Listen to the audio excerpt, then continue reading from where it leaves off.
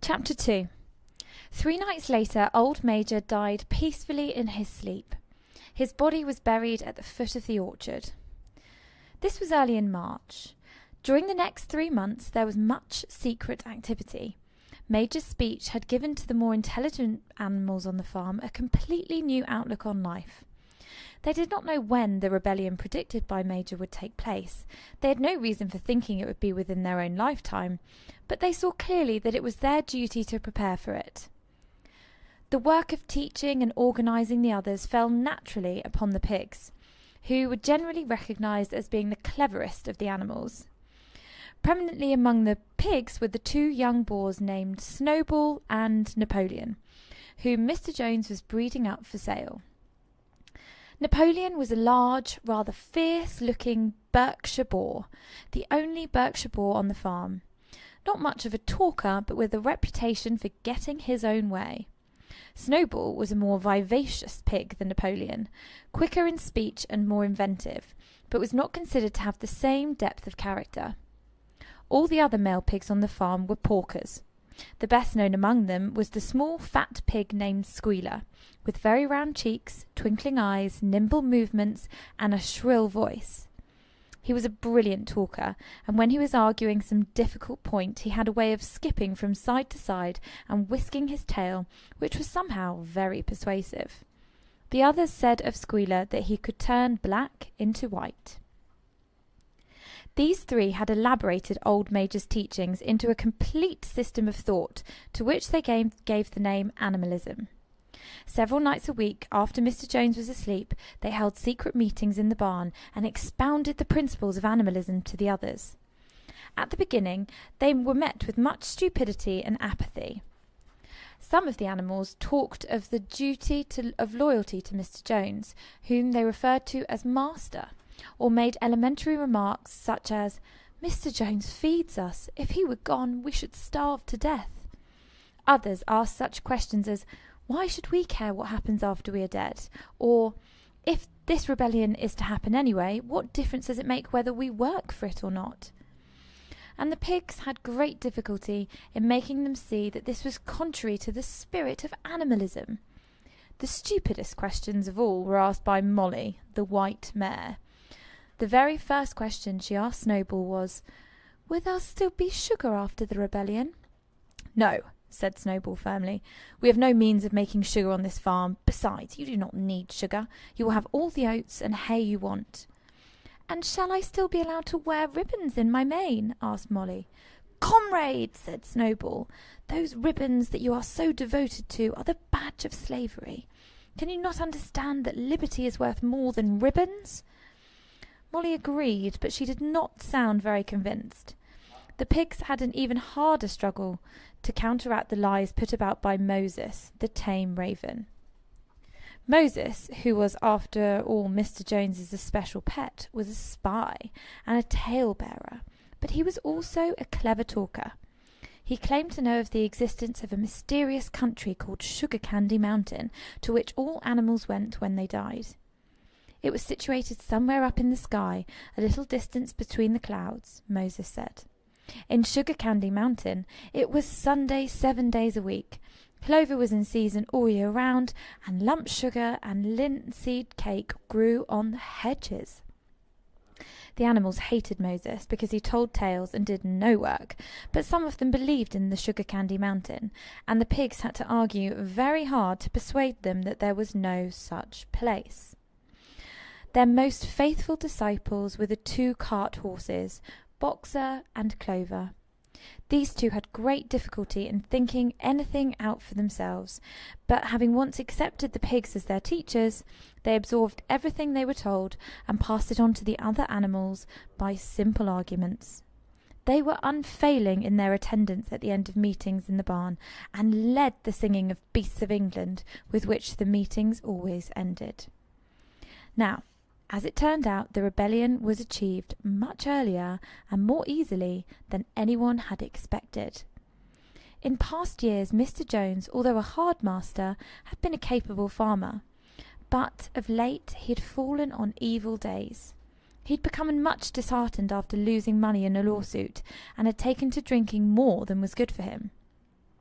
For whole days at a time, he would lounge in his Windsor chair in the kitchen, reading the newspaper, drinking, and occasionally feeding Moses on crusts of bread soaked in beer. His men were idle and dishonest. The fields were full of weeds, the buildings wanting roofing, and the hedges were neglected, and the animals were underfed. June came, and the hay was almost ready for cutting. On Midsummer's Eve, which was a Saturday, Mr. Jones went into Willingdon and got so drunk at the Red Lion that he did not come back till midday on Sunday. The men had milked the cows in the early morning, and then they'd gone out rabbiting, without bothering to feed the animals. When Mr. Jones got back, he immediately went to sleep on the drawing-room sofa with the news of the world over his face, so that when the evening came, the animals were still unfed. At last they could stand it no longer. One of the cows broke in the door of the store shed with her horn, and all the animals began to help themselves from the bins. It was just then that Mr. Jones woke up. The next morning he and his 4 men were in the store shed with whips in their hands, lashing out in all directions. This was more than the hungry animals could bear. With one accord, though nothing of the kind had been planned beforehand, they flung themselves on their tormentors. Jones and his men suddenly found themselves being butted and kicked from all sides. The situation was quite out of their control. They had never seen animals behave like this before, and this sudden uprising of creatures whom they were used to thrashing and maltreating just as they chose frightened them almost out of their wits. After only a moment or two, they gave up trying to defend themselves and took to their heels. A minute later, all 5 of them were in full flight down the cart track that led to the main road, with the animals pursuing them in triumph. Mrs. Jones looked out of the bedroom window, saw what was happening, hurriedly flung a few possessions into a carpet bag, and slipped out of the farm by another way. Moses sprang off his perch and flapped after her, croaking loudly. Meanwhile, the animals had chased Jones and his men out onto the road and slammed the 5-barred gate behind them. And so, almost before they knew what was happening, the rebellion had been successfully carried through. Jones was expelled, and the manor farm was theirs. For the first few minutes, the animals could hardly believe in their good fortune. Their first act was to gallop in a body right around the boundaries of the farm, as though to make sure that no human being was hiding anywhere upon it. Then they raced back to the farm buildings and began to wipe out the last traces of Jones' hated reign. The harnessing room at the end of the stables was broken open. The bits, the nose rings, the dog chains, the cruel knives with which Mr. Jones had used to castrate the pigs and lambs were all flung down the well. The reins, the halters, the blinkers, the degrading nose bags were thrown onto the rubbish fire, which was burning in the yard. So were the whips. All the animals capered with joy when they saw the whips going up in flames. Snowball also threw onto the fire the ribbons which the horses' manes and tails had usually been decorated with on market days. "Ribbons," he said, "should be considered as clothes, which are the mark of a human being. All animals should go naked." When Boxer heard this, he fetched the small straw hat which he wore in summer to keep the flies out of his ears, and flung it onto the fire with the rest. In a very little while, the animals had destroyed everything that reminded them of Mr. Jones.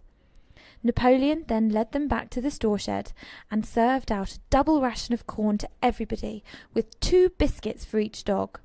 Then they sang Beasts of England from end to end 7 times running, and after that they settled down for the night and slept as they had never slept before. But they woke at dawn as usual, and suddenly remembering the glorious thing that had happened, they all raced into the pasture together. A little way down the pasture there was a knoll that commanded a view of most of the farm. The animals rushed to the top of it and gazed round them in the clear morning light. Yes, it was theirs. Everything they could see was theirs.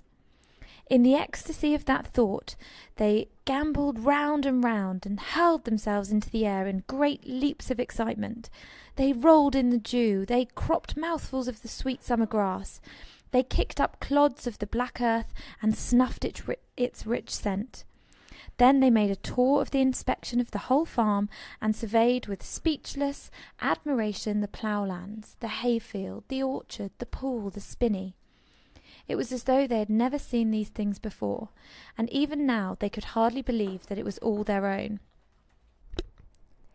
They tiptoed from room to room, afraid to speak above a whisper, and gazing with a kind of awe at the unbelievable luxury, at the beds with their feather mattresses, the looking-glasses, the horsehair sofa, the Brussels carpet, the lithogram of Queen Victoria over the drawing-room mantelpiece. They were just coming down the stairs when Molly was discovered to be missing. Going back, the others found that she had remained behind in the best bedroom. She had taken a piece of blue ribbon from Mrs. Jones's dressing table and was holding it against her shoulder and admiring herself in the glass in a very foolish manner. The others reproached her sharply, and they went outside. Some hams hanging in the kitchen were taken out for burial, and the barrel of beer in the scullery was stove in with a kick from Boxer's hoof. Otherwise, nothing in the house was touched. A unanimous resolution was passed on the spot that the farmhouse should be preserved as a museum. All were agreed that no animal must ever live there. The animals had their breakfast, and then Snowball and Napoleon called them together again. "Comrades," said Snowball, "it's 6:30, and we've had a long day before us. Today we begin the hay harvest. But there is another matter that must be attended to first." The pigs now revealed that during the past 3 months they had taught themselves to read and write from an old spelling book which had belonged to Mr. Jones's children, which had been thrown on the rubbish heap. Napoleon sent for pots of black and white paint and led the way down a 5-barred gate that gave on the main road. Then Snowball, for it was Snowball who was best at writing, took a brush between the 2 knuckles of his trotter, painted out Manor Farm, and from the top bar of the gate in its place painted Animal Farm. This was to be the name of the farm from now onwards. After this they went back to the farm buildings where Snowball and Napoleon set for a ladder, which they caused to be set against the end wall of the big barn. They explained that by their studies of the past 3 months, the pigs had succeeded in reducing the principles of animalism to 7 commandments. These 7 commandments would now be inscribed on the wall. They would form an unalterable law by which all the animals on Animal Farm must live forever. With some difficulty, for it is not easy for a pig to balance himself on a ladder, Snowball climbed up and set to work. With Squealer a few rugs below them, holding the paint pot, the commandments went on the tarred wall in great white letters that could be read 30 yards away. They ran thus: The 7 commandments. 1. Whatever goes upon 2 legs is an enemy. 2. Whatever goes upon 4 legs or has wings is a friend. 3. No animal shall wear clothes. 4. No animal shall sleep in a bed. 5. No animal shall drink alcohol. 6. No animal shall kill any other animal. 7. All animals are equal. It was written very neatly, and except that friend was written as Freund, with one of the S's the wrong way round, the spelling was correct all the way through. Snowball read it aloud for the benefit of the others. All the animals nodded in complete agreement, and the clever ones began to learn the commandments by heart. "Now, comrades," cried Snowball, throwing down the paintbrush, "to the hayfield! Let us make it a point of honour to get in the harvest more quickly than Jones and his men could do." But at this moment the 3 cows, who had seemed uneasy for some time, set up loud lowing. They had not been milked for 24 hours, and their udders were almost bursting. After a little thought, the pigs sent for buckets and milked the cows fairly successfully, their trotters being well adapted to this task. Soon there were 5 buckets of frothing creamy milk, at which many of the animals looked with considerable interest. "What is going to happen to all that milk?" said someone. "Jones used it sometimes to mix in our mash," said one of the hens. "Never mind the milk, comrades," cried Napoleon, placing himself in front of the buckets. "That will be attended to. The harvest is more important. Comrade Snowball will lead the way. I shall follow in a few minutes. Follow, comrades, the hay is waiting." So the animals trooped down to the hayfield to begin the harvest, and when they came back in the evening, it was noticed that the milk had disappeared.